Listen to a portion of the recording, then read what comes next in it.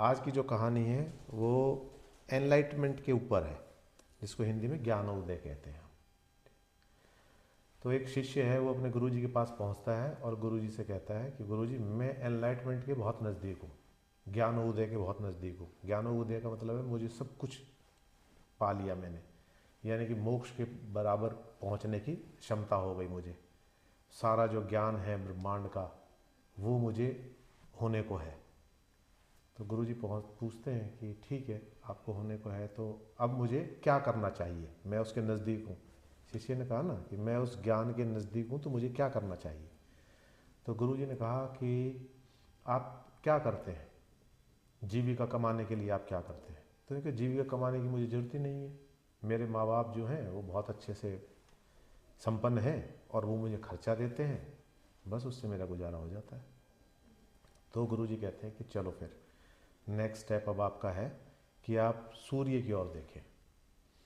तो सूर्य 12-1 बज रहे होते हैं, तो कहता है कि आधा मिनट सूर्य की ओर देखो। तो आधा मिनट वो लगातार सूर्य की ओर देखता है।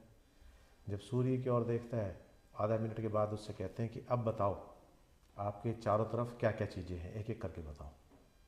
तो कहता है गुरुजी आप क्या बात कर रहे हो, मैं कैसे देख पाऊंगा चारों तरफ क्या क्या चीज़ें हैं, इस सूरज ने तो मेरे को अंधा कर दिया, मेरे को तो कुछ नज़र ही नहीं आ रहा। तब वो एक बहुत सुंदर यहाँ लाइन कहते हैं, वो कहते हैं a man who keeps his eyes fixed on the sun will end up blind.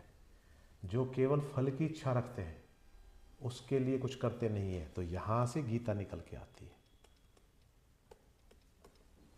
Gita क्या कहती है, फल की इच्छा मत करो, कर्म करो।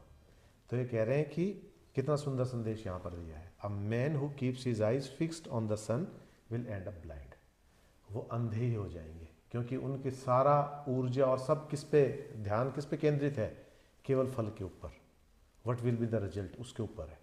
दे आर नॉट फोकस्ड ऑन उनको क्या करना है, उनके ऊपर कोई ध्यान नहीं है, परिणाम के ऊपर ध्यान है सारा।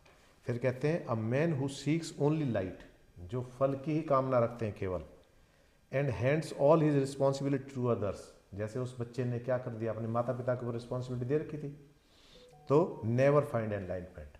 जवाब दे दिया ना कि मैं एनलाइटमेंट के नज़दीक हूँ, मुझे एनलाइटमेंट मिलनी है, तो उन्होंने बड़े सुंदर तरीके से जवाब दे दिया कि आप एनलाइटमेंट के योग्य नहीं हो। एनलाइटमेंट का मतलब ये नहीं होता कि अपने कर्म से विमुख हो जाना, गीता भी यही कहती है। तो कहते हैं कि एनलाइटमेंट के लिए, ज्ञानोदय के लिए सबसे पहले कर्म क्या है, कर्म करना। सबसे पहली शर्त यही है कि कर्म करो। और कर्म कैसे, निष्ठापूर्वक करो। कर्म कैसे, पूरे सामर्थ्य के साथ करो।